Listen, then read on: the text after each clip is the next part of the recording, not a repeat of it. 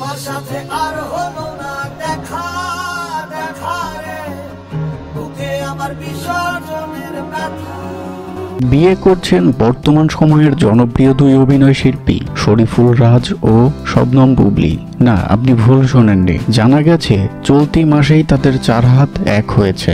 পরিমণিকে ভালোবেসে বিয়ে করেছিলেন শরীফুল রাজ। কিছুদিন যাওয়ার পর তাদের সংসার জীবনে দেখা দেয় চরম অশান্তি।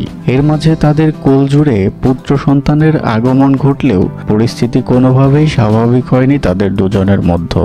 ফলে 1 বছর যেতে না যেতেই গত বছর সেপ্টেম্বরে কাগজে কলমে আলাদা হয়ে যান তারা। অন্যদিকে 2018 সালের 20 জুলাই শাকিব খানকে গোপনে বিয়ে করেন বুবলী। 2020 সালের 21 মার্চ তার পুত্র সন্তানের জন্ম হয়। বর্তমানে তাদের সম্পর্কেও ফাটা পড়েছে।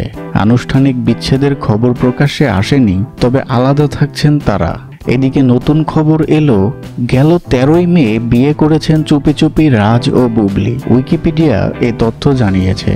তবে এই তথ্য শতভাগ সত্য বলে দাবি করাও যাবে না, কারণ যে কেউ এই অনলাইন তথ্যকোষের তথ্য সংযোজন ও বিয়োজন করতে পারেন।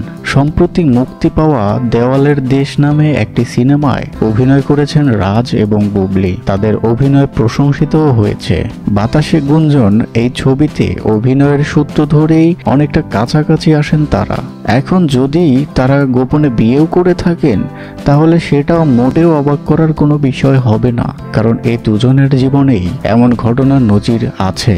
আপনাদের কি মনে হয় বন্ধুরা? কমেন্ট করে অবশ্যই জানাবেন, আর চ্যানেলটিতে সাবস্ক্রাইব করে রাখতে ভুলবেন না। তো আমি কোন রানী ভিক্টোরিয়া যে সব কাজ না করে বৈশা বৈশা রাজরানীর মতো খামু? খিদাই একমাত্র খোদা, যা সবকিছু ভুলাই দিতে পারে। বুকে আমার বিসর্জনের ব্যথা।